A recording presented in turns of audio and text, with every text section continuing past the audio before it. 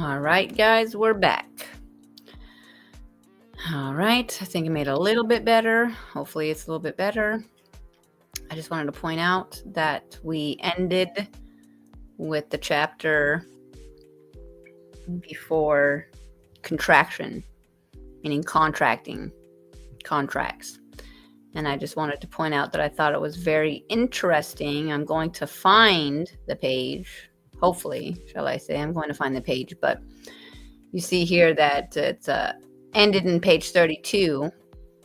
The next chapter started on page 33, but page 33 seems to be missing. So we start off in the middle of the contractual chapter. So again, I hope this is better because you guys can read along with me instead of just listening, if that's what you wanted to do. Right, so missing page 33, we'll start off on 34. Bonds. He kicked labor into the street and growls about the inefficiency of the tramp law. He does nothing whatever to advance the interest of labor, but drains its lifeblood in payment of his everlasting interest. By investing the $1,000 in bonds, it is taken from circulation. There's $1,000 less for the people to do business with, and $1,000 more for them to pay interest upon. Again, by contracting the volume of money, it lowered the prices of other property and added that much more to the burdens of the debtor class. For instance, Mr. Burt bought a farm for $6,000 when wheat was $2 per bushel. He paid $3,000 cash and placed upon it a mortgage for the remaining $3,000, which he expected to pay with the wheat at $2 per bushel. A part of the $3,000 cash invested in the farm was Mr. Burt's savings from his services in the Army. He was a good soldier and bore testimony of having seen active service. He was one of the first to enlist and stood by the old flag until the last shot was fired. Then he returned home, determined to spend the remainder of his days in the enjoyment of that peace so nobly won. Accordingly, he purchased his farm, little dreaming of the vicissitudes that awaited him. Before the first payday came, the money of the country had been contracted 25%. The price of wheat had been reduced in the same ratio, from $2 to $1.50 per bushel. Neither the debt nor interest had in any way been contracted, and Mr. B found it necessary to hire $250 to make up his payment. He had not been disappointed in his wheat crop. It was even better than he expected. But for some inexplicable reason, the price was not what he expected. He was told there had been an overproduction of wheat, that the supply was greater than the demand, and yet he knew that one of his neighbors, a day laborer, had never been so hard pushed to keep the wool from the door. The laborer was sober and industrious. Mr. Burt had often employed him, but since the price of wheat had declined, he must economize, and the first step in economy was to reduce the wages of his help. When the next payment came due, wheat brought but $1 per bushel, and Mr. Burt was obliged to hire $500 to meet his payment. In applying to a national banker for assistance, he found that money was scarce, but he would try and get it for him once per cent a month. Mr. Burt concluded to look further, and after a long search found a friend who decided to let him have the amount at 10% in advance. This, taken from the $500, left him $450. The other $50 was made up by selling a few sheep and the best cow. Heretofore, the butter had furnished Miss B the means for keeping the children respectably clothed, but now the cow had gone and there was no means of replenishing their clothing. Susan, John, Willie, and even little Mary were extremely sensitive, and when their clothes began to be shabby, their fondness for Sunday school declined. Mr. Burt did not renew his church subscription that year, and it was very uncomfortable for him to sit in his pew and hear the minister preach about the worldly-minded man who thought more about the price of wheat than his soul's salvation, and who grew so avaricious that he would not subscribe for the support of the gospel. Mr. Burt listened to what the preacher said, but his heart grew hard, his clothes grew shabby, and his attendance at church grew infrequent, and finally ceased altogether. A few weeks before the third and final payment came due, Mr. Burt sold his wheat at 75 cents per bushel, a fine crop, but it failed to meet the requirements of the contract. Foreclosure followed, and Mr. Burt and his family turned penniless into the street. Setting out in search of work, he unfortunately reached Michigan just after her turnip law had taken effect. Her tramp law had taken effect. Tramp. Wandering from place to place, shabbily dressed and without any visible means of support, he was finally arrested for vagrancy and sent to the penitentiary. See how they do it, y'all? That's what's happening right now. Disheartened and overcome by feeling of disgrace, he soon sickened and died. His friends, ignorant of his whereabouts, knew nothing of his sad fate. 24 hours after his death, on a bleak December day, a rough wooden box was laddened at the basement window of the medical department of the Athens of Michigan, and a few days later, a subject with careworn look and locks, prematurely gray, was laid upon the dissecting table. The students jocosely remarked that the old fellow must have been a soldier, judging from the number of scars upon his person. But there was one student who did not join in the merriment of the companions. He earnestly scanned the features of the dead man, and half an hour after the dismissal of the class, a missive was winging its way to the state penitentiary. The next day, the expression brought a little package to the serious student. He opened it with trembling hands. Oh, the express man brought a little package to the serious student. He opened it with trembling hands. Alas, his conjectures were realities. The package contained a few articles of clothing, and in it, a little soiled packet, he found some mementos from his father's house. Among them, the picture of a beautiful maiden, his sister Mary, and by her side, a young man in soldier's uniform. The blood curdled in his veins. He remembered when that picture was taken. Though only a child, the occasion was indelibly fixed upon his mind.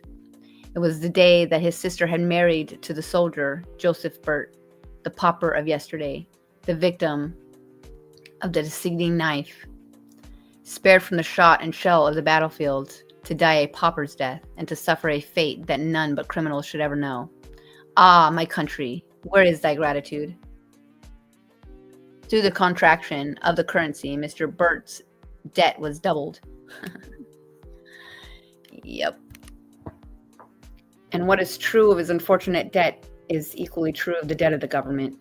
Notwithstanding, John Sherman said to the laboring people of Ohio less than a year ago that the debt is nearly paid off. Yet it is a fact that this debt is a greater burden upon us today than it was at the close of the war. And what is that debt upon us today in 2025? That is, our debt-paying power has been reduced in a far greater ratio than the debt itself.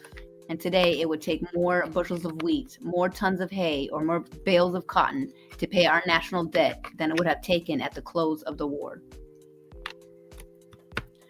What is true of the debt is equally true of the interest. And notwithstanding, we have paid interest enough to have twice paid the original debt. Yep, that's why usury was illegal. What is true of the debt is equally true of the interest, and notwithstanding, we have paid interest enough to have twice paid the original debt. It will take more pounds of beef, pork, or wool, more days' labor to pay our interest this year than it took in 1866. The effects of contraction on the morals of the country is briefly depicted by a Georgia editor as follows. In 1868, there was about $40 per capita of money in circulation. Satin was about 30 cents a pound. Cotton was about 30 cents a pound. The farmer then put a 500-pound bale of cotton on his wagon, took it to town, and sold it. Then he paid $40 taxes, bought a cooking stove for $30, a suit of clothes for $15, his wife a dress for $5, 100 pounds of meat for $18, one barrel of flour for $12, and went home with $30 in his pocket.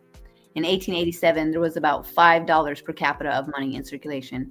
This same farmer put a 500-pound bale of cotton in his wagon, went to town and sold it, paid $40 taxes, got discouraged, went to the saloon, spent his remaining $2.30, and went home dead broke and drunk.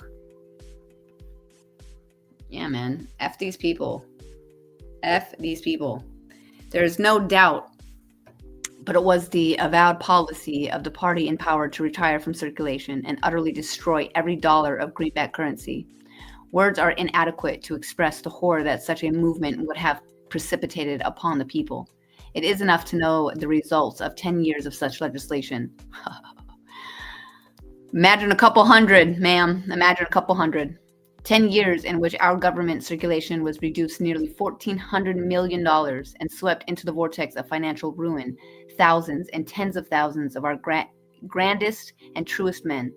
In the words of a philanthropic journalist, we will review the history of the 10 years of contraction. Oh, Lord.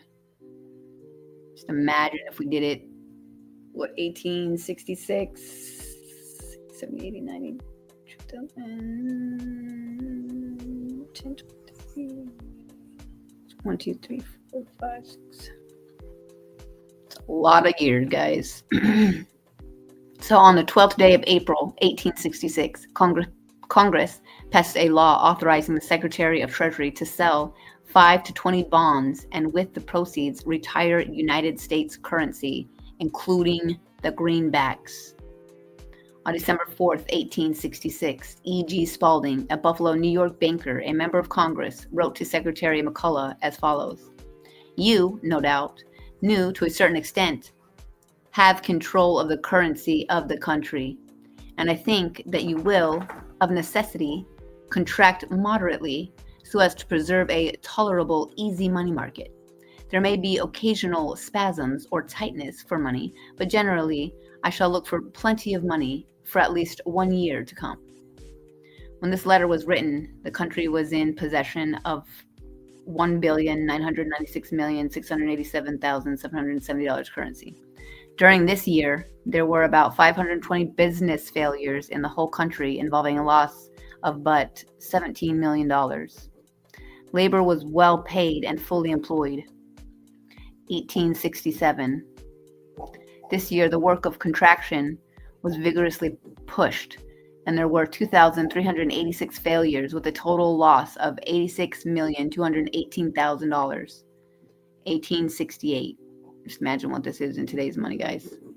During this year, $473 million of money was destroyed, and failures increased to 2,608 with a loss to creditors of $63,774,000. Money began to be tight, and financial spasms were frequent.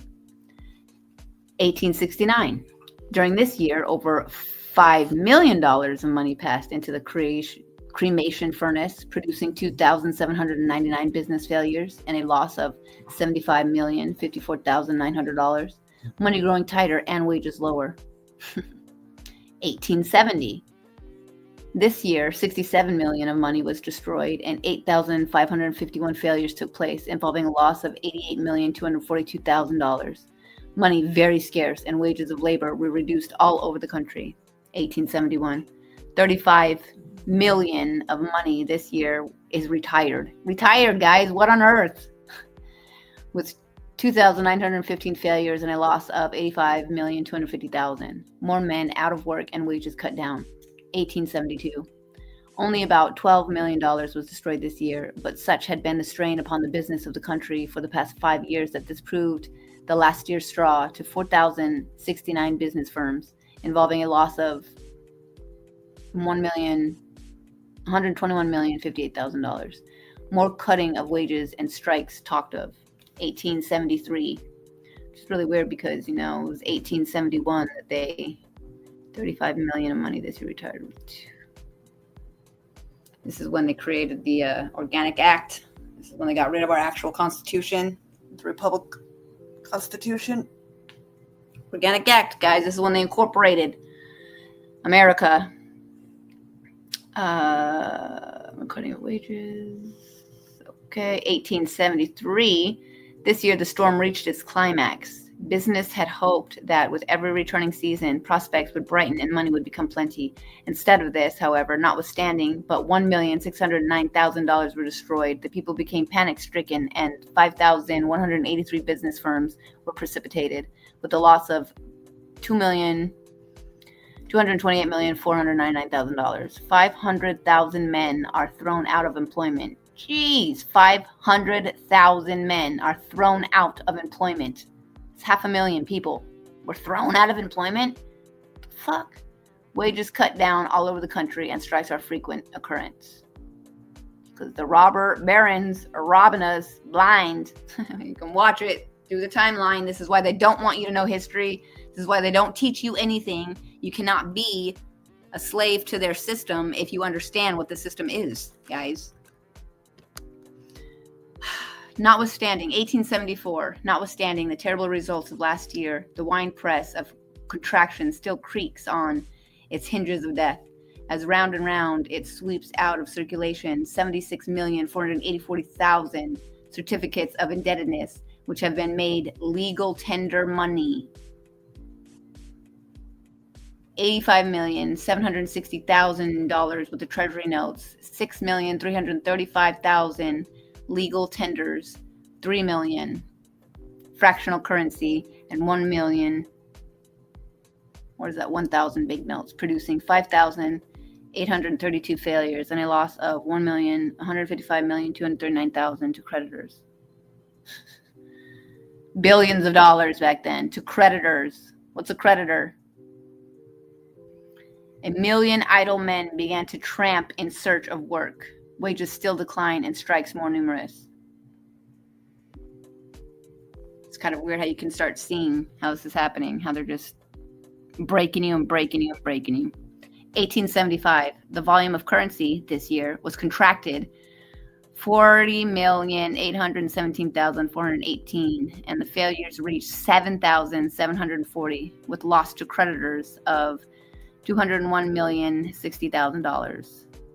Yeah, right. 2 million of laborers out of work. Famine and hunger begin to stare them in the face, and tramping becomes a profession. Tramping becomes a profession. Oh my goodness. Again, like I said, you can see how it goes. You can see how the laborers were laboring on their farms, doing their own thing, helping each other in their community, and then little by little, it's getting conscripted into these money man's hands. Money man's. It's not the J question, it's the money man question. 1876. According to the most reliable estimates, the contraction of the currency this year and the destruction...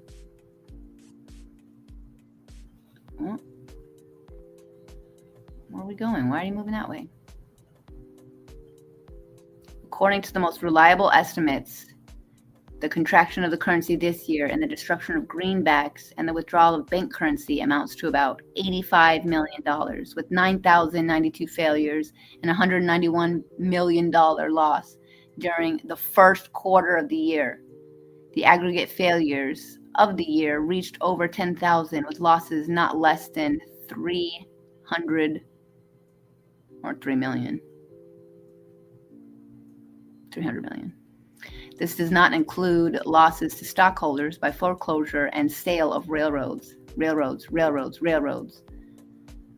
a record for 10 years. Who wonders times ruin, with the finger board of contraction at the close of each year pointing to the cause. The people were asleep. The people were asleep. The people were asleep. The people were asleep. The people were asleep.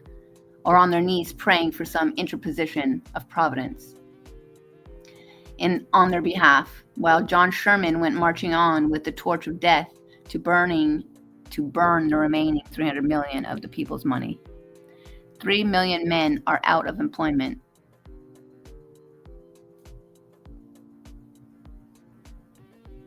Bankruptcies multiplying with great rapidity. The tramp nuisance culminates. Wages are cut down to starvation prices. Strikes, riots, and general consternation seize the people, and the circulation is cut down to $606 million. 1877. The red torch of the vandal lighted up the country from Pittsburgh to Chicago. These are the footprints of the red-mothed despots, the money power the red-mouthed, the bloody-mouthed despots, the money power, which is still forging chains for the limbs of American industry, with a view to enslaving the American populace by robbing them of their homes and firesides, and thus controlling their life, liberty, and pursuit of happiness by controlling their wages through the control and monopoly of money. These are God's truths, which the people can heed and be saved, or heed not, and the republic be lost. 1866, guys. Republic's way been lost, right? Because we have stupid politicians saying, this is a threat to our democracy. This is a threat to our democracy. And then we have countries in the Middle East calling themselves a democracy that are, and stuff like that. It's just totally weird. And this is why they don't want you to be smart. This is why they don't want to teach anybody anything for any reason. Chapter 5, Credit Strengthening Act. Credit Strengthening Act. So this is when they took you off of your own labor and then gave you credit from them stealing everything from us. Because we're the creditors, they're nobody. But we have not yet completed the enumeration of crimes perpetrated against the people of this country through this infernal system of legalized robbery. Freedom is scary because the law is dangerous.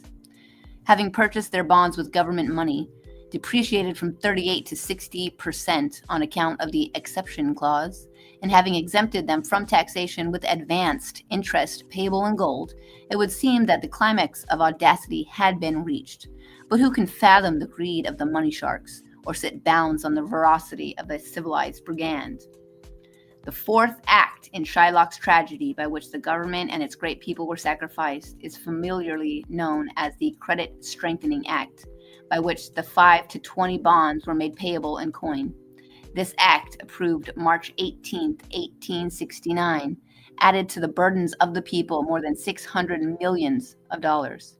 It is claimed by many bondholders and their leaders that the act which authorized the issuance of these bonds made them payable in gold. But there is no such possible interpretation of the act, and if they were issued payable in gold in the first place, why did they pass the Credit Strengthening Act of 1869? The very fact that they passed that act 4 years after the close of the war, when the country was at peace with the world and itself, is proof beyond question that they were at first made payable in legal tender, and that this law was passed for no other purpose than that of doubling the wealth of the bondholder, which, of necessity, must and did double the burdens of the people. Further, we have undeniable proof that the act was secured through the most soulless strategy, and that Grant, Sherman, and Morton were parties to it.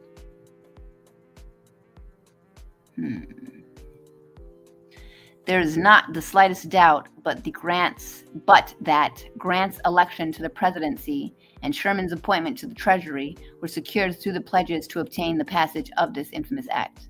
Those who opposed the measures were denounced as repudiators, and in his inaugural address, Grant warned his party that no repudiator of 1 farthing of the public debt would be trusted in public place. Immediately upon his, that's nowadays a conspiracy theorist, that no repudiator. Immediately upon his inauguration, an extra session of Congress was called. The first bill presented, the first bill passed, the first act approved, the first document signed by President Grant was this infamous Credit Strengthening Act, by which the people who placed him in power were robbed of millions of dollars. Circumstantial evidence also proves beyond doubt that the election of Grant and the defeat of Seymour was a bargain and sale between the leaders of the old parties and the most villainous betrayal of public trust ever practiced upon an unsuspecting people. Please. They've only gotten worse. They've learned from their mistakes of us finding out. There had been an attempt to pass the Credit Strengthening Act during the session of 1867 and 1868, but it failed. During its pending, a presidential nomination and election took place. The Democratic Party nominated Horatio Seymour on a platform opposed to the coin payment of currency obligations. The Republican Party nominated U.S. Grant on the urgent solicitation and petition of 40 capitalists of New York City. August Belmont was chairman of the Democratic National Committee. He was also agent of the Rothschilds. who were in possession of several hundred millions of the 5 to 20 bonds and particularly interested in the Credit Strengthening Act. Guys, God's sakes, man. 1866. Chicks talking about the Rothschilds owning all the bonds. Who do you think the Shylocks are? Jesus. As early as March 13, 1868, Baron James Rothschild instructed August Belmont that unless the Democratic Party went in for paying the 5 to 20 bonds in gold, it must be defeated. The first step was to have the convention held in New York City, and it convened July 4th, 1868. You want to know why we have 4th of July? Think again, guys. You want to know why we have 4th of July? Think again, guys. Belmont was unable to control the convention, or at least that part of the platform pertaining to the coin payment of bonds. But besides being chairman of the Democratic National Committee, he also owned a large interest in the New York World, the leading Democratic paper in the country. Although he had made a sale, doubtless a sham, of his interest in the paper, he could still control it more easily than he could control the Democratic Convention.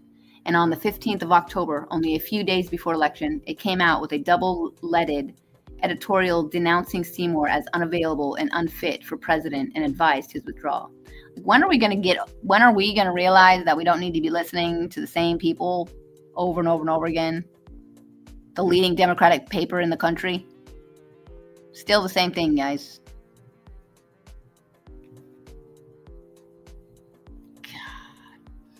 This action had the effect for which undoubtedly it was intended, that of demoralizing the Democratic Party on the eve of election. You want to know why Republicans flipped? Read history, guys. Thus ensuring the election of Grant, who had pledged himself to the money power.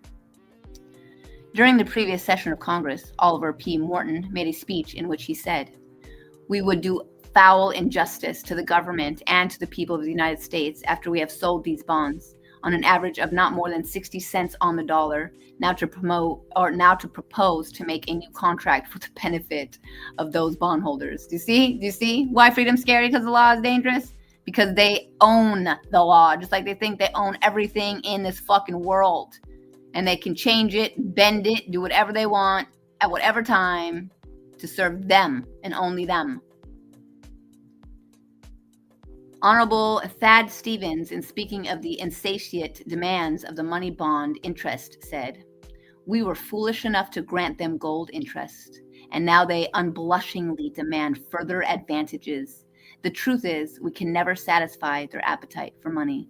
It's not even money, it's just their appetite for their own magnanimousness. I mean, just that paragraph right there reminds me of the sentiment of, the Palestinians.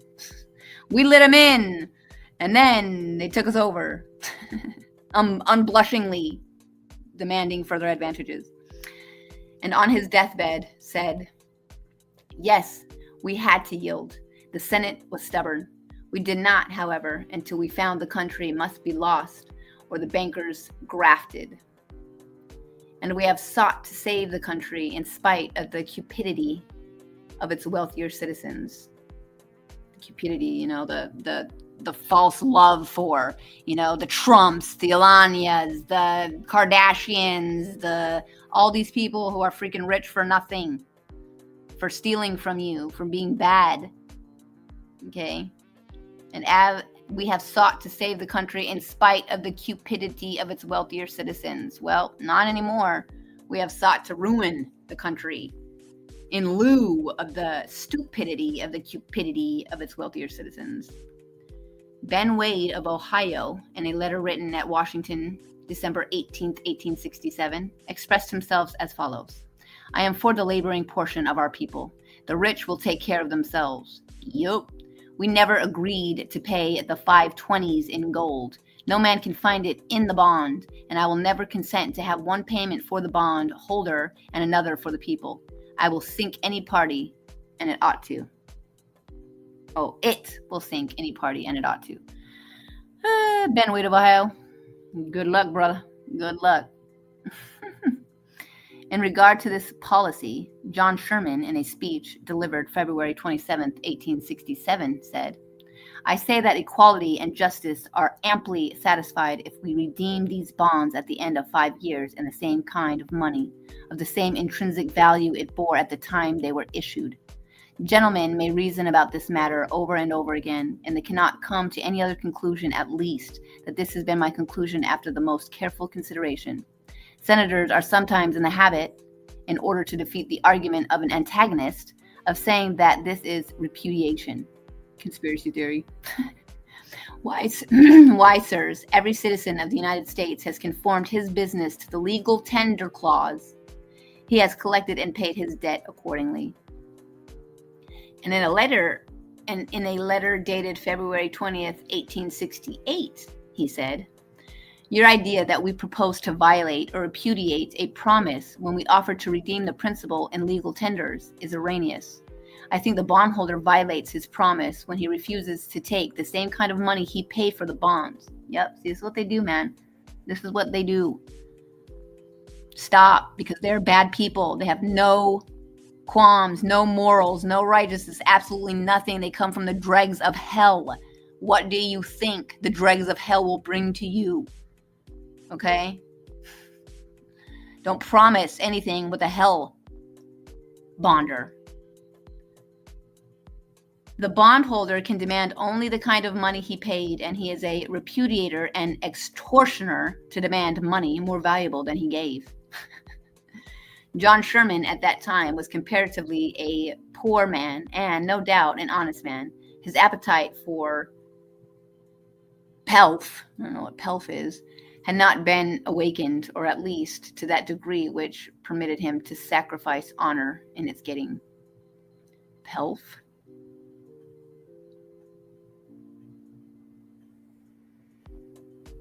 Self. Oh, that's probably what it is. His appetite for self had not been awakened. I don't know. In 1875, John Sherman said, "We are following in the footsteps of England." Yup!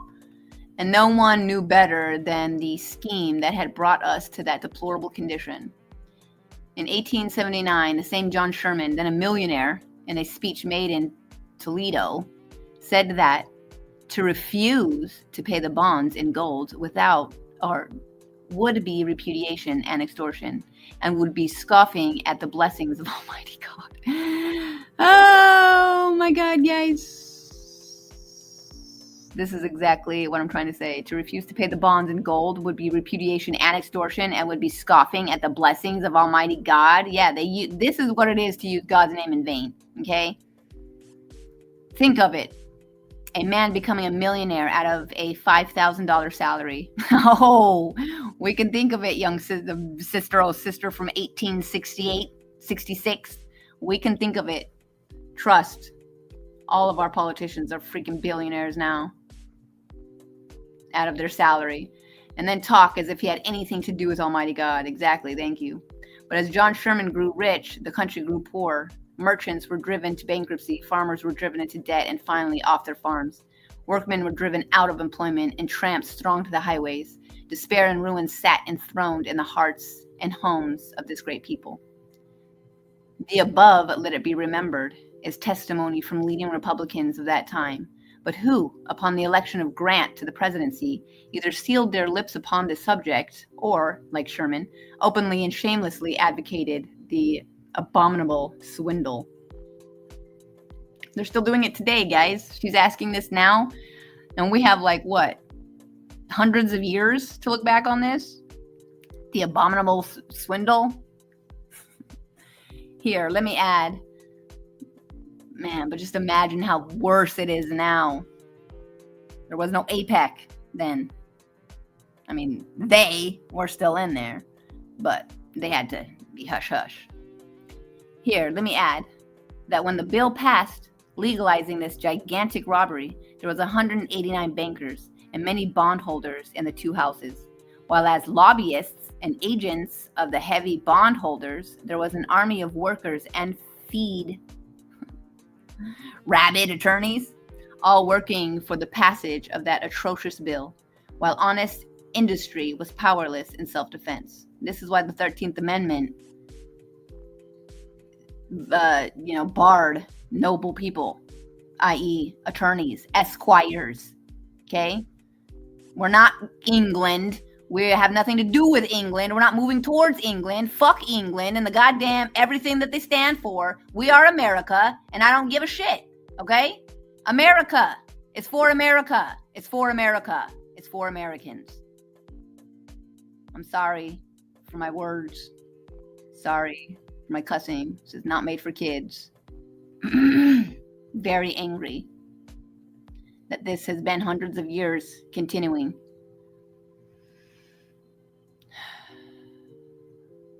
Where were we? While honest industry working for the passage of atrocious bill, while honest industry was powerless in self-defense. One shudders to think of these vandals in the temple of our liberty. Yep. They desecrated the sanctuary of our fathers and despoiled the heritage of our children. Yeah, bro. Yeah. Okay? Because the America that's America today hasn't been the America that was created for us for hundreds of years. The blood curdles to think of Washington and that fratricidal conspirator at the head of the same government.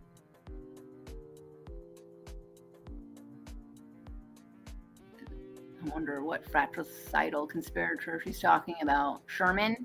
Who's this Sherman? Start looking more into all this stuff. George Washington. Chapter 6, refunding.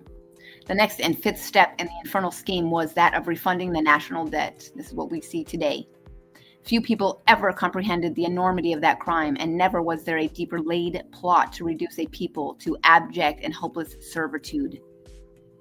This act, approved July 14, 1870, provided for the refunding of the national debt. In other words, it was a scheme to perpetuate the debt and a plot against the people to keep them forever under the yoke of bondage. Webster's definition of the funding system fully expresses the design of Congress in passing this act. He says, to fund, to put into the form of bonds or stocks bearing annual interest. To refund is to renew these bonds or stocks, perhaps under a new contract, which changes the rate of interests, though the interest continues. Funding system is a scheme of finance or revenue by which provision is made for paying annual interest on a public debt.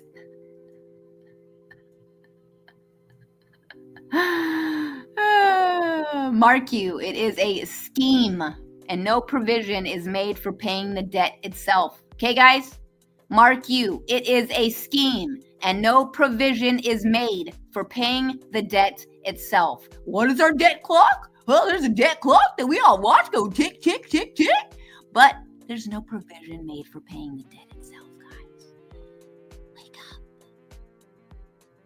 The refunding of this bonded, untaxed, interest-bearing debt is a calamity upon this people, for it has placed the burden beyond the control of the generation that created it.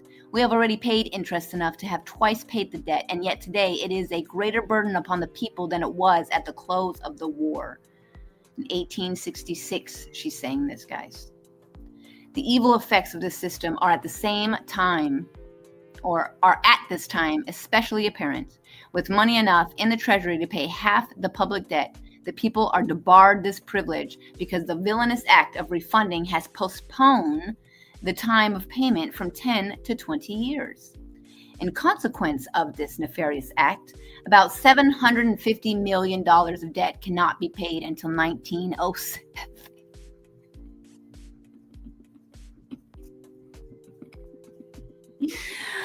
It's so funny. It kind of reminds me of when all this started, and the Doge, and the Elon Musks, and the Donald Trumps, and blah, blah, blah, blah, blah, blah, blah, blah. You know what I'm saying? Like, are you kidding me? You know, people were like, what is he doing? What is he doing? And even that lady, that financial lady who was the HUD director for, Bush? The first Bush? What'd she say? Yeah, they're going through a bankruptcy.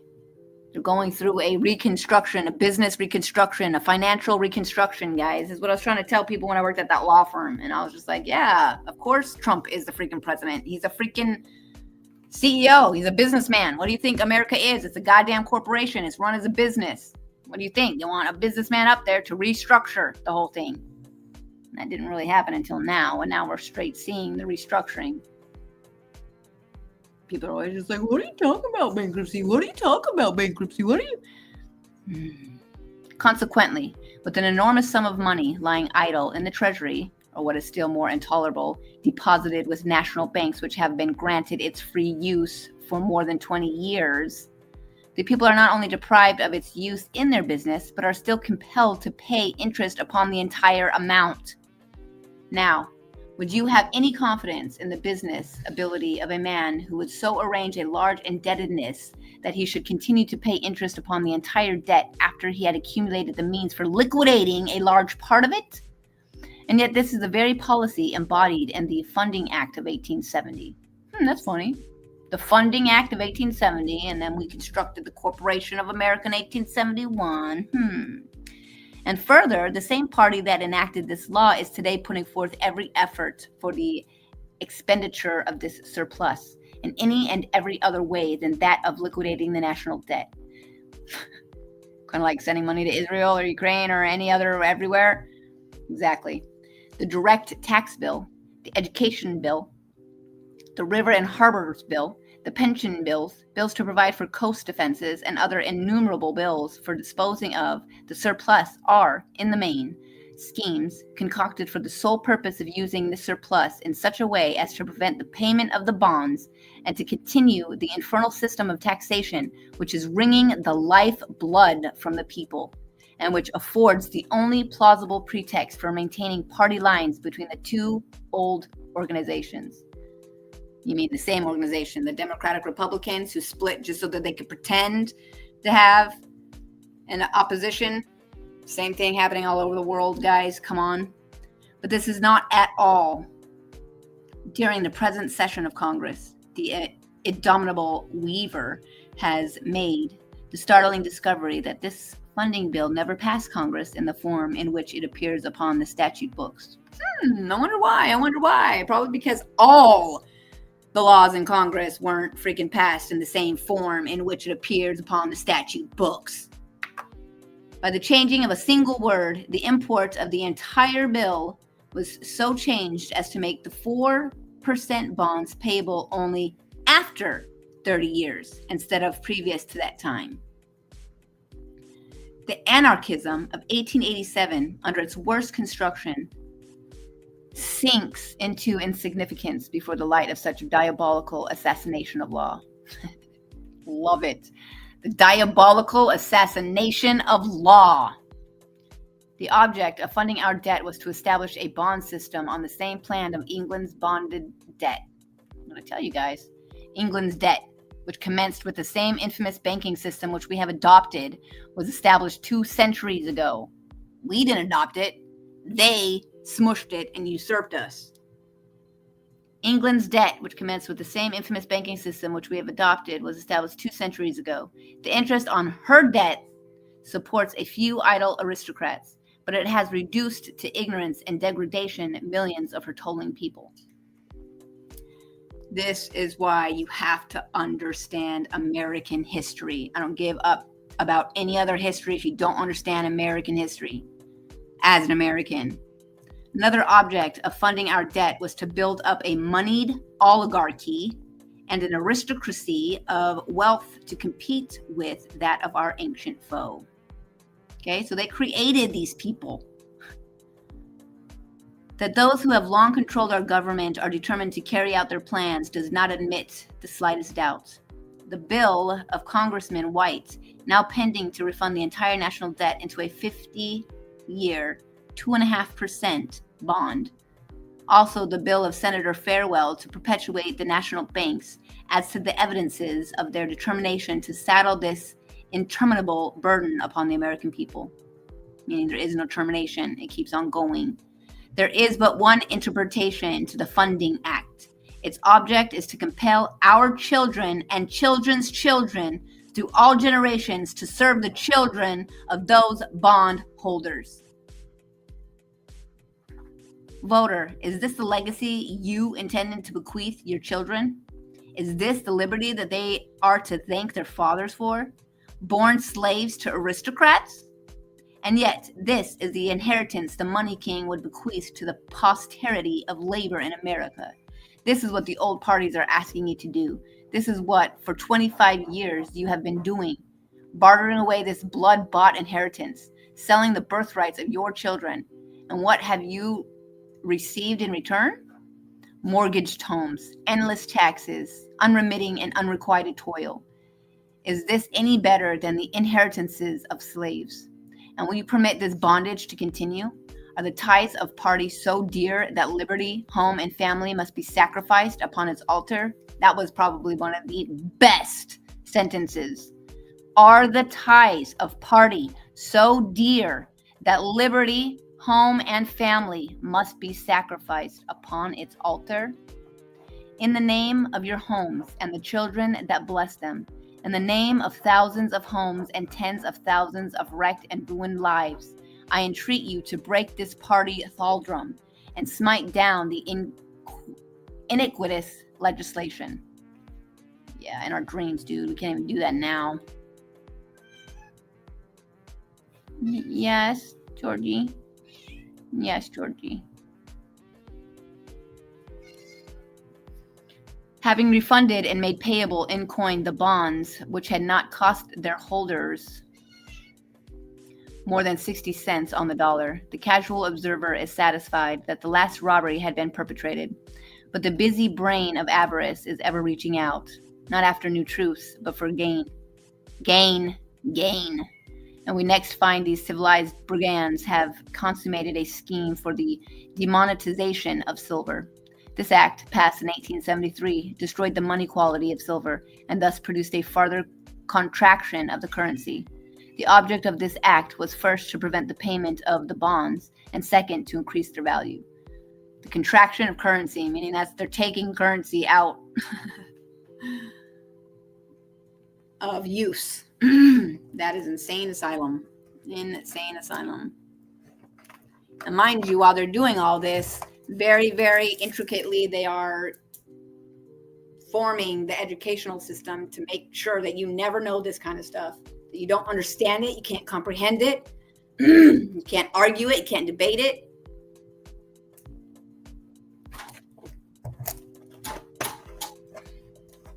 Sorry, I need a drink of water. Let's see. Payment of bonds, second decrease their value. This act, passed in 1873, destroyed the money quality of silver and thus produced a farther contraction of the currency. The object of this act was first. Come here. Come here, you little winkle.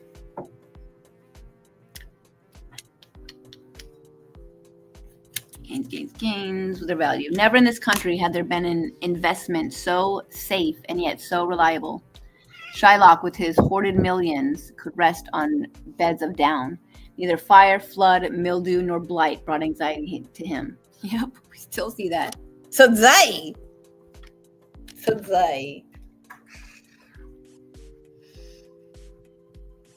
He seemed to rest in assurance of the divine favor, having obeyed the injunction to lay up his treasure where moth and rust could not corrupt, nor thieves break through and steal. Indeed, the entire country had become sponsor for his wealth. For under the law, every producer and millions of wage workers had been instituted a vigilance committee to look after his welfare. Why should he not be opposed to having his bond investment disturbed? The government held that property in safekeeping and did not charge a cent for the favor. It collected his interest and paid it over to him free of charge. It paid his gold interest in advance and exempted him from taxation. The insurance agent and tax gatherer were strangers to him. Because they flipped the script. Okay? They did not molest or make him afraid, and being thus fortified, he was content to let the producers of wealth eke out a miserable existence while he fared sumptuously every day. But it was not the American capitalist alone who entered into this murderous scheme for demonetizing silver. In the Banker's magazine of August 1873, we find the following on this subject. In 1872, silver being demonetized in France, England, and Holland, a capital of 500,000 was raised, and Ernest Said of London was sent to this country with this fund as agent of the foreign bondholders and capitalists to effect the same object, demonetization of silver, which was accomplished. Globalist, Mr. Global? There you have it. A paid agent of English capitalists sent to this country with $500,000 to buy the American Congress and rob the American people. In corroboration of its testimony, we read from the Congressional Globe of April 9th, 1872, page 2802 or 2302, these words. They're always trying to mislead you from these old things. They don't want you to know anything about anything. Ernest Said of London, a distinguished writer and bullionist who is now here, has given great attention to the subject of mint and coinage. After having examined the first draft of this bill for the demonetization of silver, he made various sensible suggestions, which the committee adopted and embodied in the bill. So says Mr. Hooper, who at the time was chairman of the Committee on Coinage, but I will further add that I heard Honorable Gilbert de la Marder say that Judge Kelly told him that he, Kelly, saw the original draft of the bill for the demonetization of silver, and it was in Ernest Said's own handwriting. God of our fathers. A British capitalist sent here to make laws for the American people. A British capitalist? Yeah, who took over the British first, guys? Think about it. England failed to subjugate us by the bullet, but she stole into our congressional halls and by the crafty use of gold obtained possession of the ballot. And today, American industry pays tribute to England despite our blood-bought seal of independence. Yep. And all of you idiots fighting for lawyers to be lawyers, the 13th Amendment barred nobility, you may not be a lawyer from the English Bar Temple, guys, okay? They're the ones. Not only did the demonetization of silver prevent or at least retard the payment of the bonds, but it added to the value of the gold in which these bonds were then to be paid. I can't use that word. Idiots. People read and learn history. Every dollar taken from circulation adds to the value of that which is left. Hence, the demonetization of silver increases the value of gold. After England had demonetized silver, our silver dollar containing 412.5 grains was not worth as much in that country by at least 10 cents on the dollar as our gold dollar containing 25.8 grams of gold. By destroying the money value of silver, bonds became payable in gold only, thus adding immensely to their value. A British capitalist holding $100 billion, $100 million of our 4% bonds received an annual interest of $4 million, which paid in standard silver would be worth 10% or $400,000 less than it would be if paid in gold.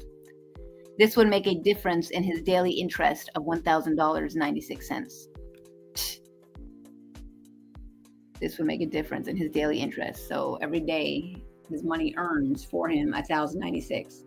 Is that not clear why English capitalists were anxious for the United States to demonetize silver and why they could afford to send Ernest Said to this country with a capital of $500,000 to accomplish this object? Just here will be the reader's stop for a moment and consider why the Rothschilds, who control the financial policy of England, as the brokers and security holders of America control ours, why they could afford to pay not only the paltry $500,000 with which they bought the demonetization of silver, but many millions more had it been necessary. Our Civil War opened the eyes of England.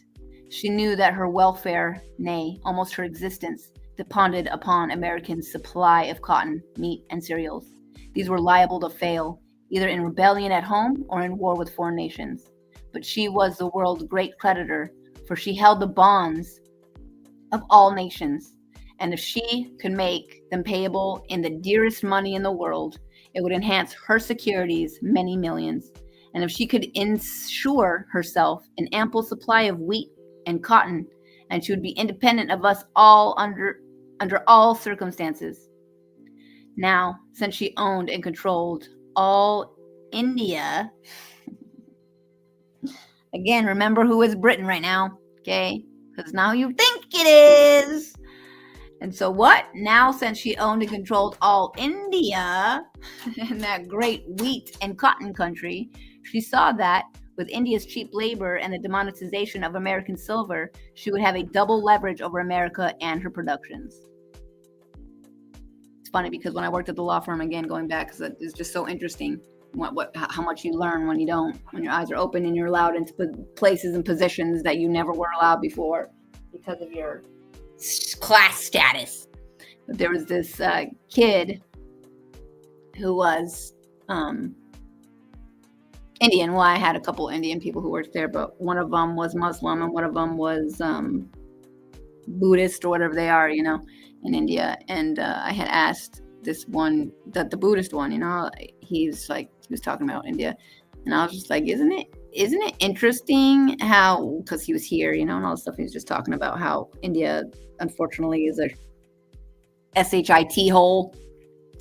And I was just like, isn't that so interesting that India, which is the world's most ancient civilized nation, where a lot of everything came out of India, is now a shithole because of quote unquote British control, right? And it's hundreds of thousands of years old, yet we have a country that's like 80 years old, and it's like the fucking cream of the crop. It's like the jewel of the Nile, you know what I mean? Of course, nobody quite understands that, and I'm just like, it doesn't make sense to me. It doesn't make sense to me. But it makes sense if you actually think about it. Now, since she owned and controlled all of India, oh yeah, silver money. What, Georgie? What? Hold on. What are you trying to do? What are you trying to do? Are you trying to go outside? You know you can go outside anytime. Right here. Just go outside.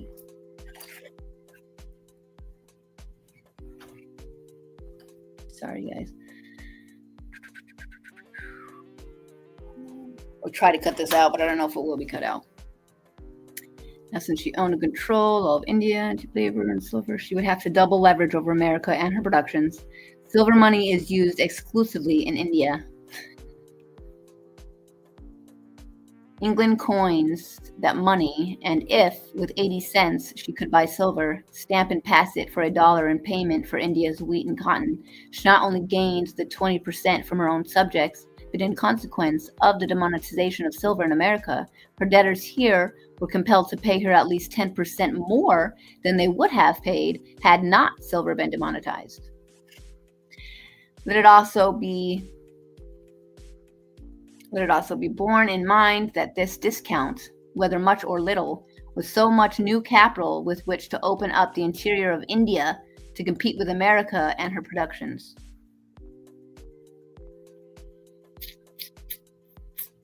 The injury to the people of this country through the demonetization of silver can never, perhaps, be justly estimated. The panic of 1873, which ensued, was one of the most disastrous that ever befell any people. Language fails in a description of the blighting misery that desolated the country. The ravages of war scarcely comparable with it. From the demonetization of silver in 1873 to its remonetization in 1878, may well be called the dark days of our republic. Bankruptcies and financial disaster brought in train their legitimate offspring, and the statistics of those and the ensuing years are voluminous with the most startling and loathsome crimes. Murder, insanity, suicide, divorce, drunkenness, and all forms of immorality and crime have increased because the immoral want you to. That's their whole point. From that day to this, in the most appalling ratio. Will any man say that legislation has nothing to do with the startling increase of crime in our country? Pretty much scary because the law is dangerous. Every result is produced from certain causes, and it is certain that no more begets than that the increase of misery and crime in our country are the direct results of evil legislation. Yeah. Okay, guys, what I say? Root of all evil, evil legislation, the money man, the money man, the money man. It's not the J-ish question. It is not the J-ish question. It is the money man question. All right. And it is the impossible, going back. And it is impossible for a nation long to remain free, whose laws are made granting special privileges to the few and ignoring the rights of the many. Yep. Like I said, I was a teacher for 4th and 5th grade. I taught math and science and randomly social studies. So during Constitution Week, I was teaching the Constitution through their required, crap. But it was what it was, it was the Constitution. It talked about privileges and rights and all these things. And literally like a couple of days after that, I was called in to the administration and they told me that talking about the government and teaching the Constitution was a conspiracy theory. I looked at them like, what the ever-living F are you talking about right now? And they're like, I know, but it's just so, right now, during the election time, we're so close to the election time, and everything's just so sensitive. I was like, I'm a teacher, I'm teaching the Constitution. What the living F? Needless to say, I don't teach there anymore. Needless to say, I don't even want to teach anymore because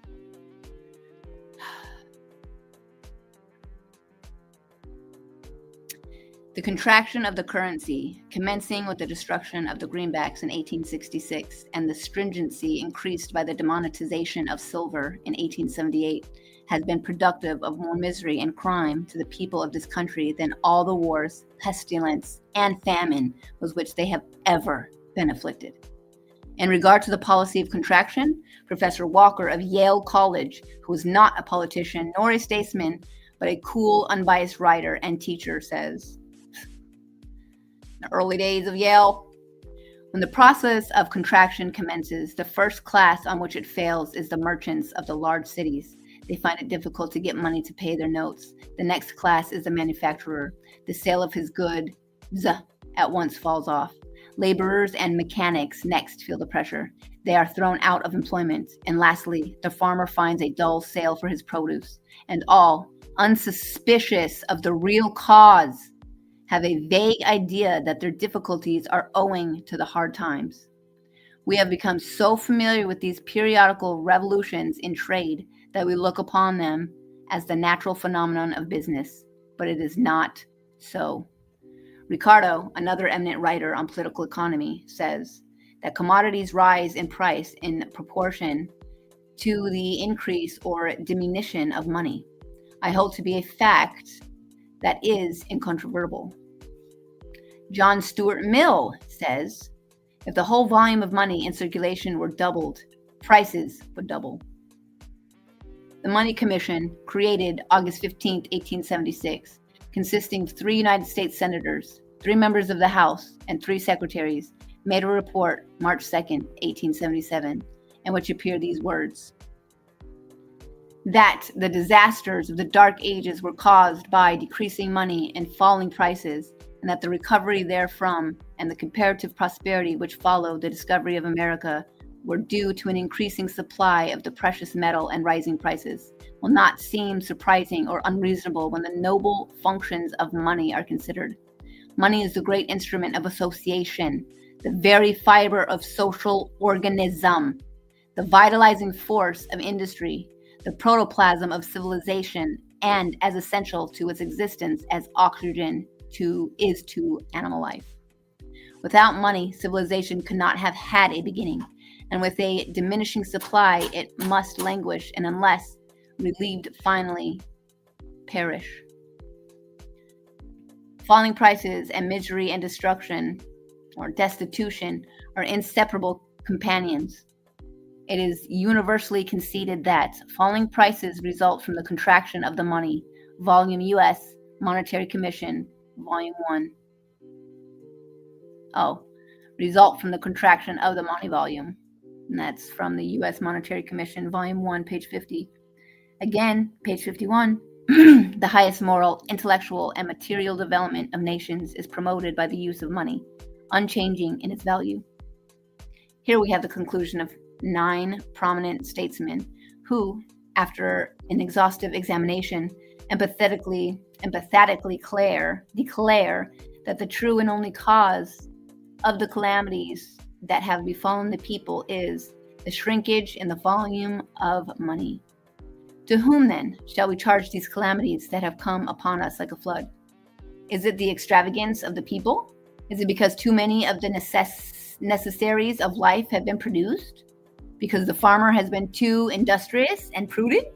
Or the manufacturer employed too many laborers in the production of his commodities? Is it because millions of children are employed in the mines and factories of the country, denied every blessing and privilege of childhood? Is it because the drain shop is sucking away the sustenance of thousands of families and bringing desolation into their homes?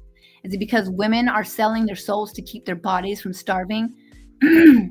Or because a band of train robbers are infesting the country and sending terror into the hearts of people? No, it is none of those circumstances that have brought such disaster upon our country, but it is a selfish and criminal legislation that has overwhelmed us with these alarming conditions. When the end of civil war was desolating the land, when the great heart of the nation throbbed in agony and the people were bowed in mourning, then a band of men with murderous purposes went not into the battlefield, but into the very sanctuary of our country. Yep, the holy place of government. And there, under the guise of patriot and benefactor, pillaged the soldier and plotted the most diabolical scheme of robbery that ever blackened a historic page. Who were these men? History is writing their names in a most damning record, and they are drenched with the blood of martyred children.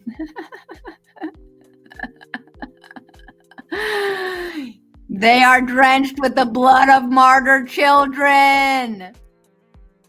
And the agonizing cry of 40 millions of enslaved people is ascending continually day and night. Do you ask for evidence that this people were deliberately robbed by a band of men at the head of our government, who were in league with the money power of Europe?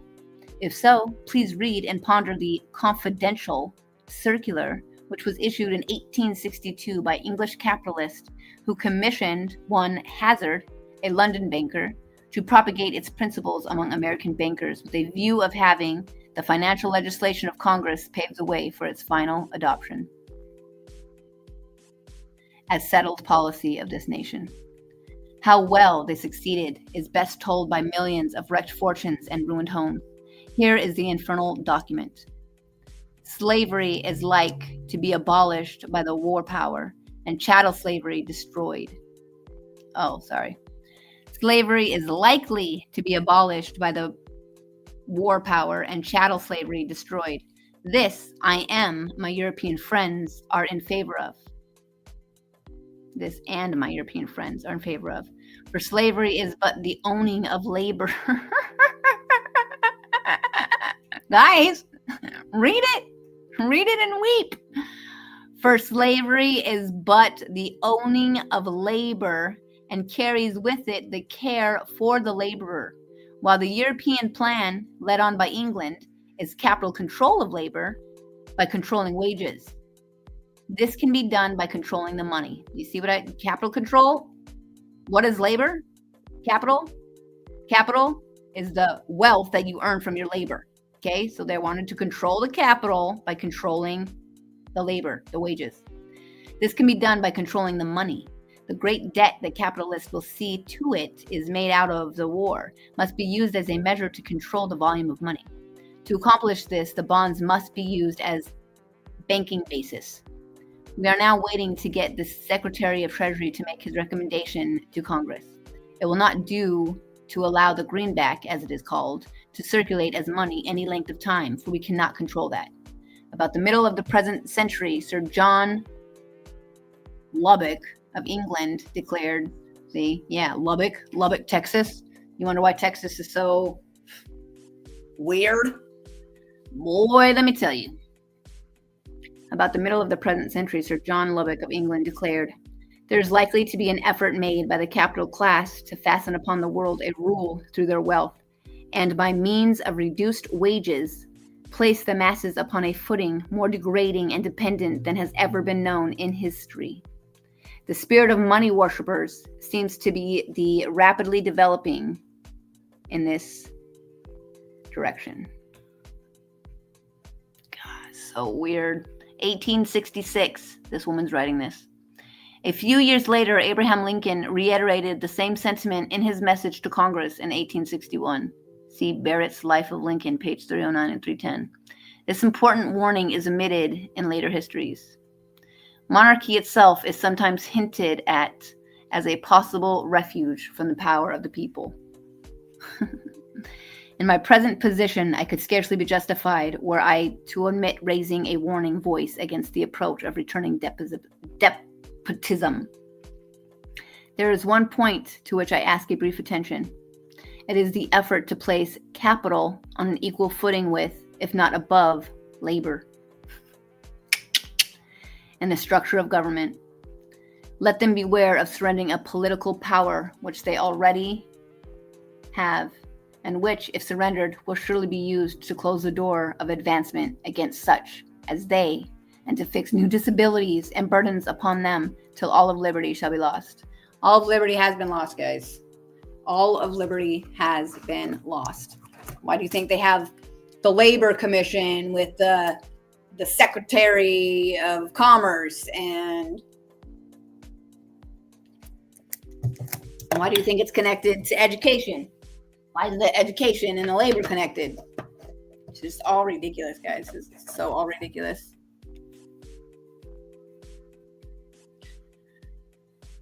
These are the words of warning from our country's sainted martyr, but alas, how little heeded. Again, near the close of the war, in reply to a letter from a friend in Illinois, President Lincoln said, "Yes, we may all congratulate ourselves that this cruel war is nearing its close. It has cost a vast amount of treasure and blood. The best blood of the flower of American youth has been freely offered upon our country's altar that the nation might live." Guys, if only you knew. It has been indeed a trying hour for the Republic, but I see in the near future a crisis approaching that unnerves me and causes me to tremble for the safety of my country. As a result of the war, corporations have been enthroned, and an era of corruption in high places will follow, and the money power of the country will endeavor to prolong its reign by working upon the prejudices of the people until all wealth is segregated in a few hands. Divisiveness? What? You mean they'll pit people against each other? Kind of like black people against white people? Kind of against guys against girls? Kind of against Mexicans against Americans?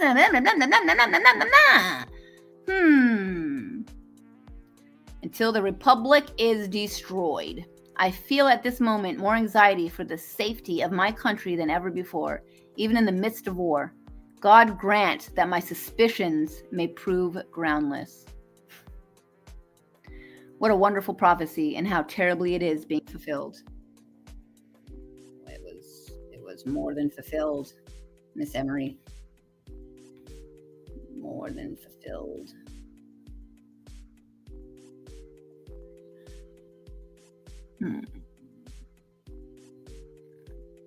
Resumption. Would to God that the record of atrocities against this nation might end here.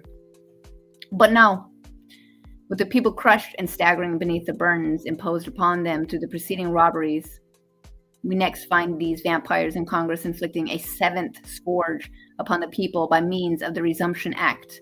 This act, passed January 24th, 1875, authorized the Secretary of Treasury to destroy the fractional currency, fractional reserved banking, and issue silver coin in like denominations to take its place. The people have found the fractional currency convenient, not only as a medium of exchange at home, but especially cheap and convenient for small remittances in trade. The destruction of this money. Yes? You okay?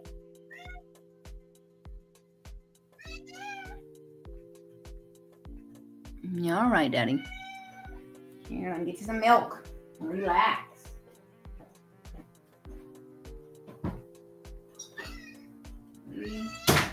Relax. Relax. It's not like you're starving. Here.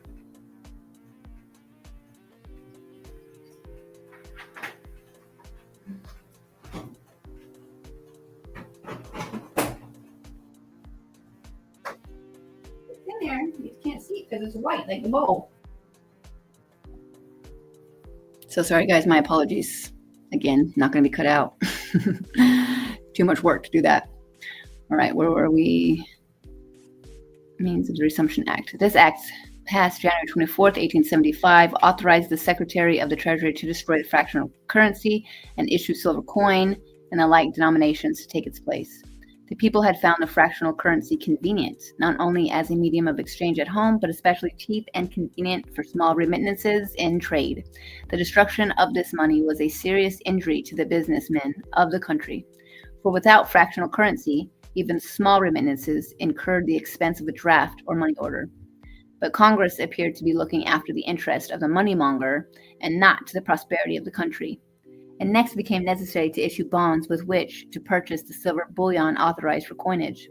Let it be remembered that these were untaxed, interest-bearing bonds of such large denominations that only capitalists were able to carry them, while to the debt-ridden people was added the interest of these very bonds, which could only exist by the destruction of the greenbacks and fractional currency upon which the people paid no interest.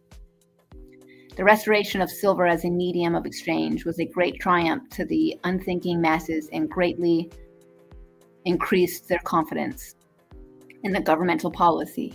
But to those who studied the situation, the jingle of silver was another death knell to the prosperity of the country.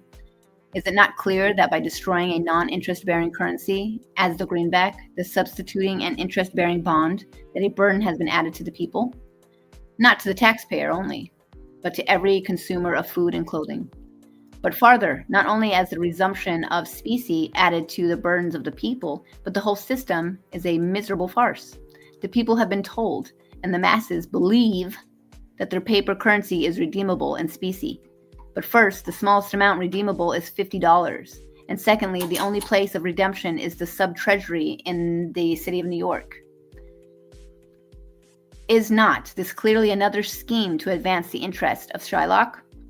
The expense of getting to the sub-treasury, together with the large amount required, at once shuts off the masses from any advantage there might be in resumption.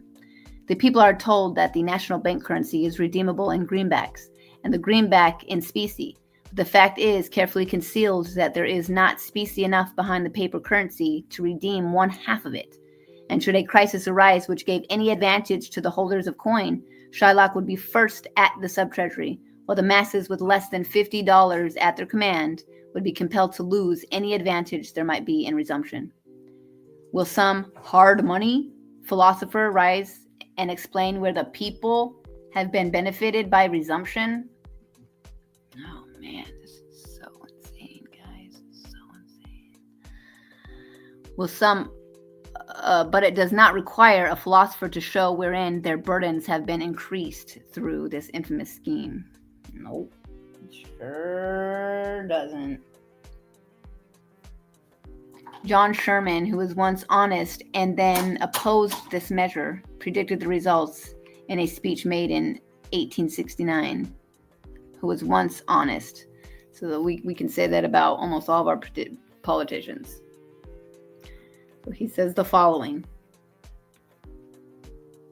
It is not possible to take this voyage without the secret distress to every person except a capitalist out of debt, or a salaried officer, or a salaried officer, or a salaried officer like the ones in our government that are here to serve us, or annuitant. It is a period of loss, danger, lassitude of trade, fall of wages, suspension of enterprise, bankruptcy, and disaster. It means the ruin of all dealers whose debts are twice their business capital, though 1/3 less their actual property. It means the fall of all agricultural productions without any great reduction of taxes. When that day comes, every man, as the sailor says, will be close reefed. All enterprise will be suspended. Every bank will have contracted its currency to the lowest limit, and the debtor compelled to meet in a meet in coin a debt contracted in currency will find the coin hoarded in the treasury.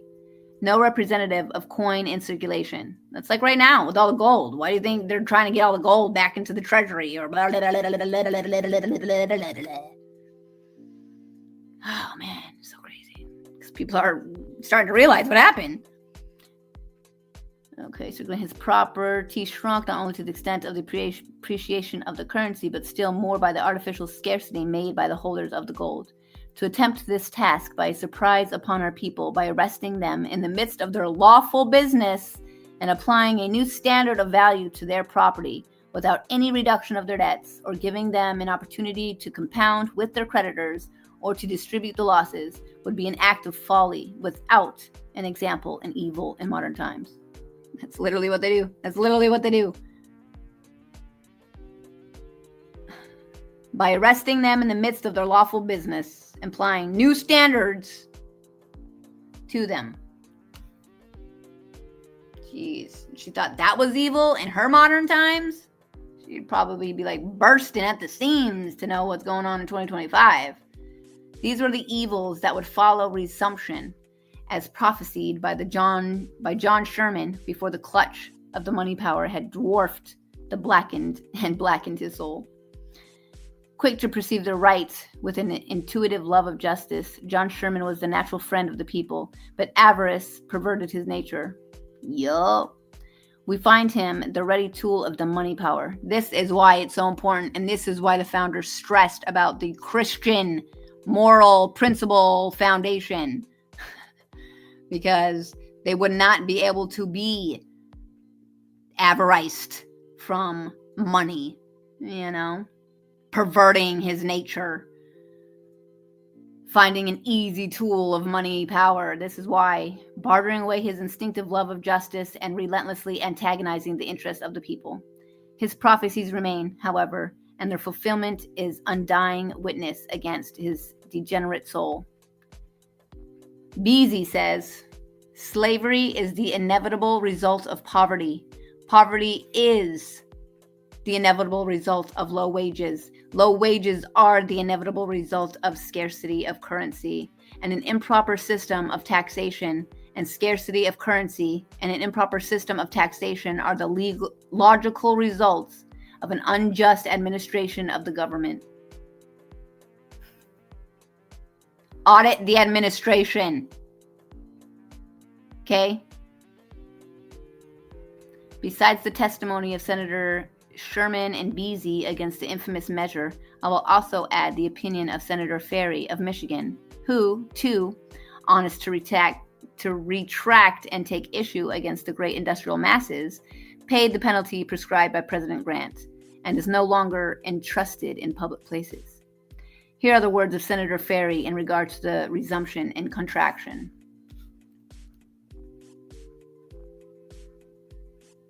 It is easy to see why moneyed men want contraction. The shrinkage, then, which others must suffer, would find compensation in their expanded purses.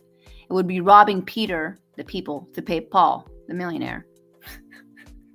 You know how many times this has been used? Do you know how many times this has been used?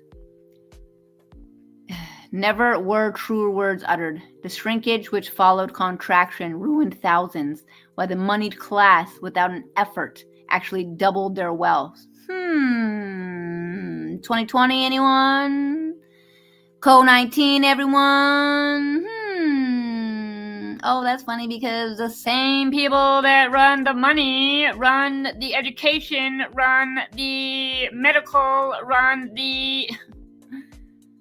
Again, Senator Ferry says, the universal distress and unparalleled failures which have followed these past years of trial must sadly record the severity of the process, which has brought the country so near resumption and so close to financial ruin.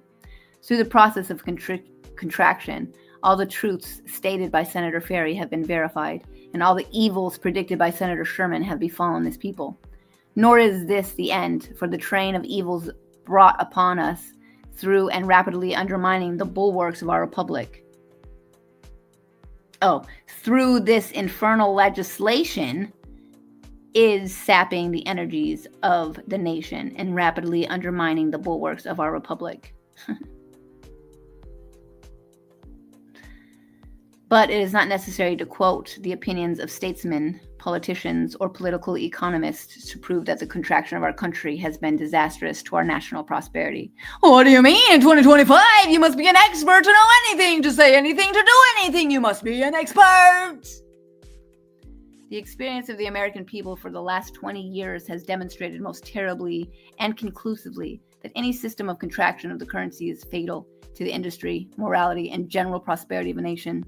According to Treasury reports for the last fiscal year, there is, all told, in the United States, $1,394,781,000 in cash. On January 1876, Treasurer Jordan reported in the United States Treasury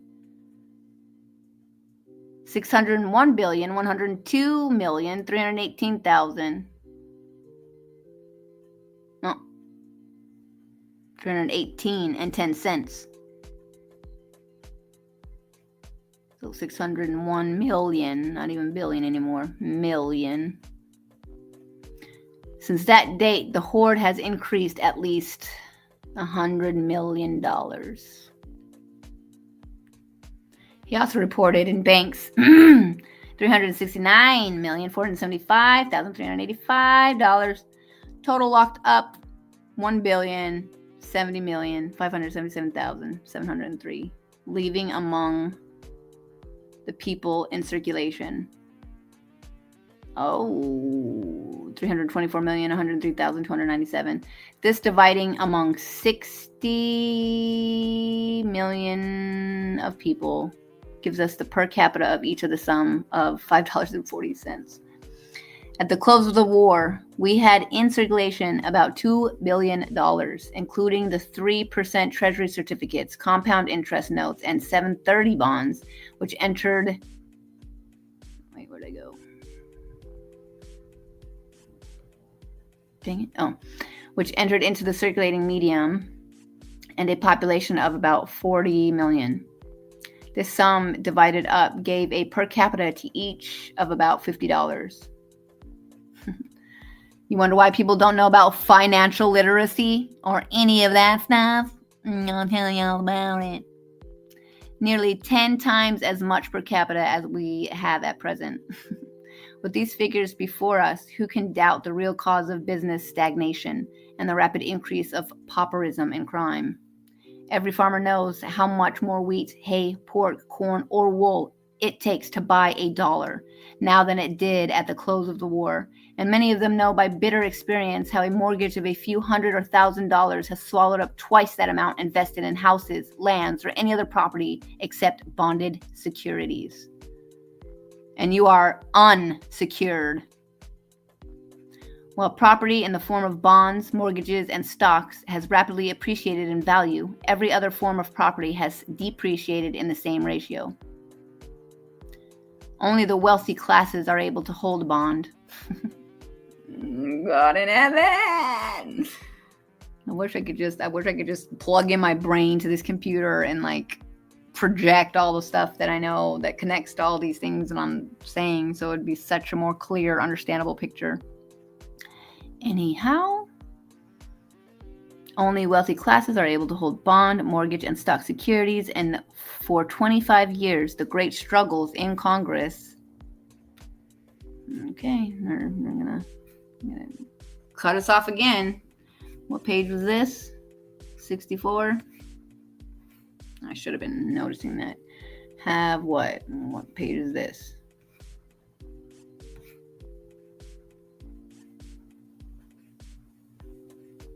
So we're missing 65.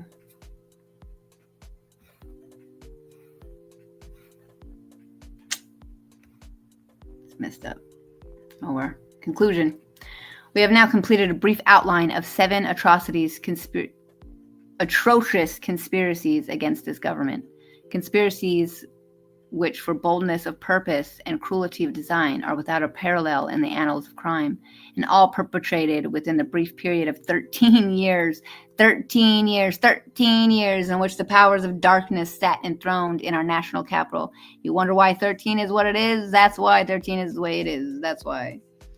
13 years of utter disregard for the rights of the people. 13 years in which class legislation gave birth to more moneyed and monopolistic powers than ever before cursed any civilized people. Oh, trust, sister friend. You'd be wanting to look at America 2025.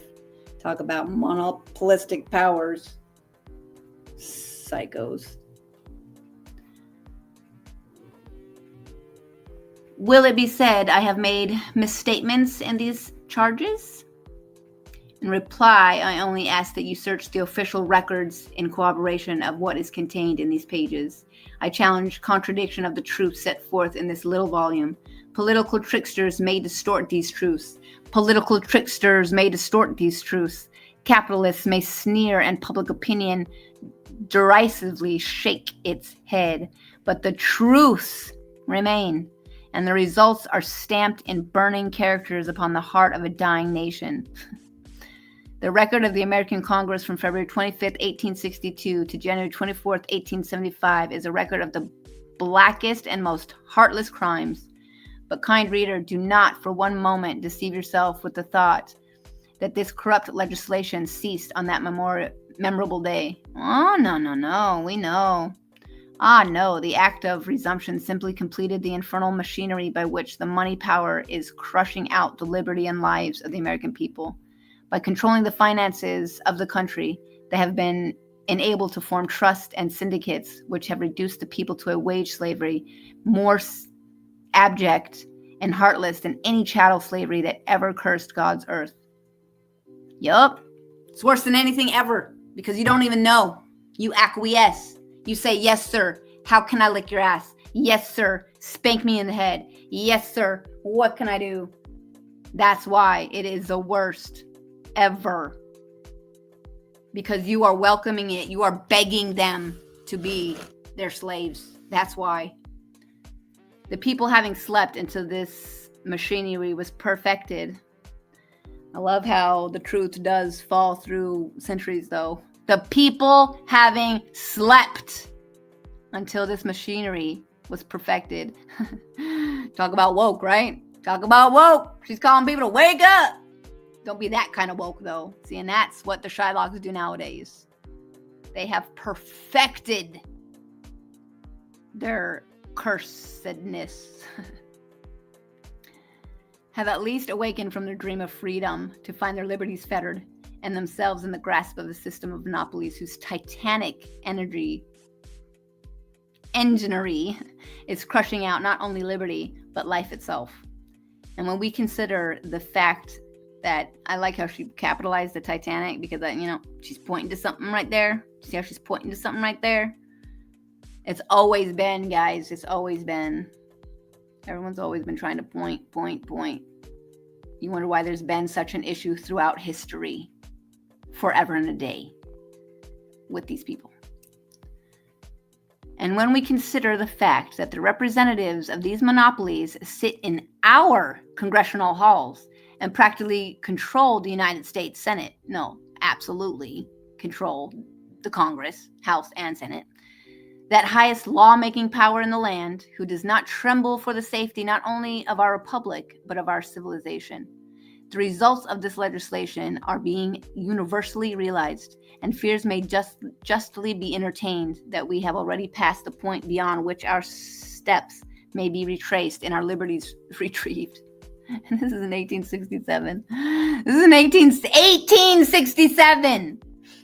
She's saying that we might not be able to retrieve it. Bro, we were... Yes, the people are awakening in 1867, but the money power is on guard.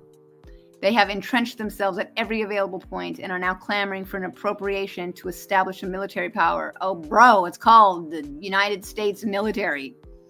Let us not be deceived. This cry for an established militia is not to defend ourselves against a foreign foe. No. The enemy is within our gates. Yep. Sitting in the high places of our country. Yep. They tell us the wealth of the country must be protected. The wealth of the country requires protection. It is not labor they would protect. It is not the oppressed they would have go free. It is not the burden of toll that they would lighten. But the wealth of the country demands protection.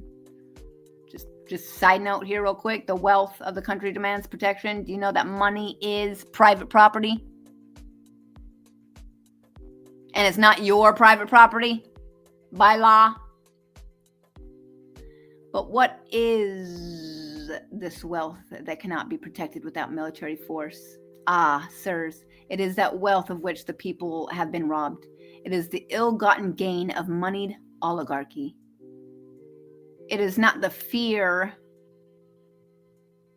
of foreign invaders, not the fear that the masses will violate law, but that they will repeal unjust statutes and restore to the people the inheritance of which they have been so outrageously robbed. So outrageously robbed. Where these robberies will end, it is hardly possible to conjecture, but the light is breaking. For God in the multitude of his mercies has raised up a band of sturdy men to stay the dark waters that are overwhelming this people. For 12 years, this little Spartan band has stood guard at the mystic pass that leads down to national death. For 12 years, the old party Goliaths have stood in awe of this band of Davids, and God has strengthened their arms and multiplied their numbers until there is no place in all this land where their voice is not heard, and where their words do not cause hope to spring up in the hearts of the oppressed. But spurred on by this appetite for plunder, Shylock still dares to raise his murderous hand against his people. Yup. The devil will always feel he can.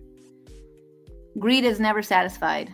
Its ill-gotten gains only serve to sharpen its appetite, and it is ever crying more. Cunning hands, scheming brains, degenerate souls still plot the destruction of this republic. Their next plan is to destroy the $346 million of greenbacks, which have only been preserved thus far through the untiring vigilance in our National Congress of such men as Weaver, Gillette, and the devoted de la Martyr. Aided by the purse, pen, and brains of such men as Peter Cooper, Clover Swinton, West,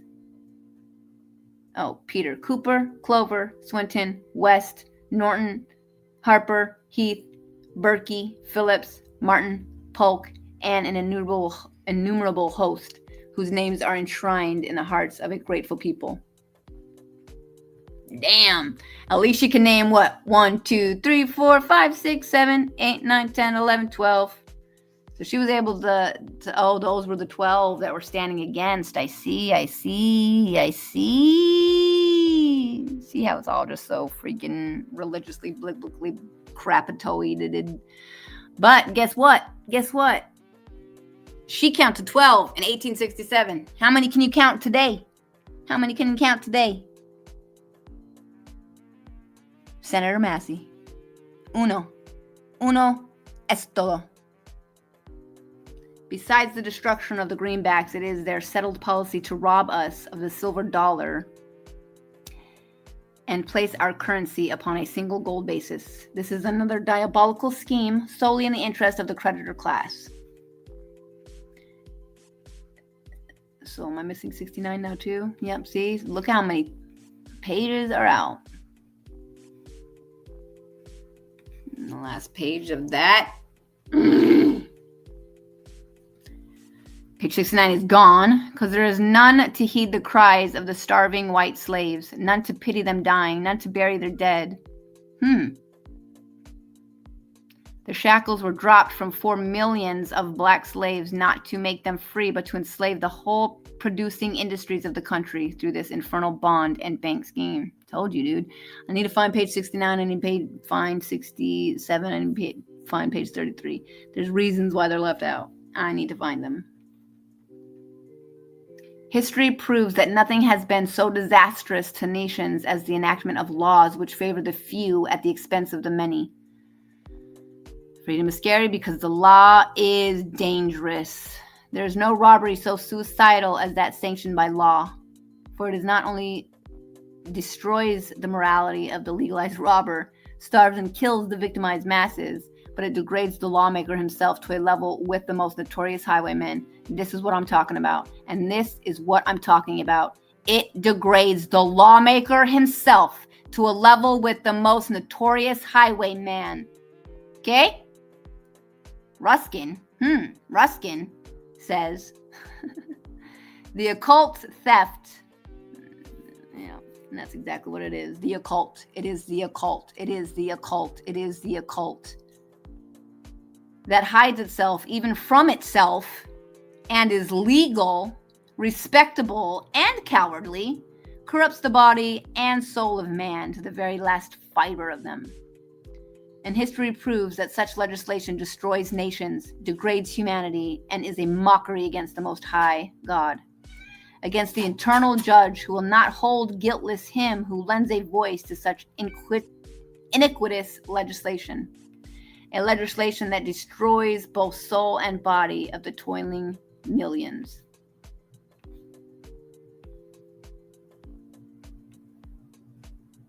So Sherman versus Emory. This must be her dad, maybe?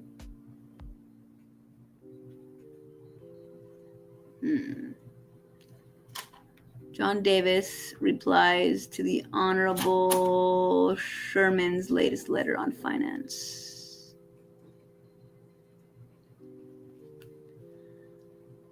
I'll come back and bring this to you guys so it doesn't have to be 100 years. Thank you,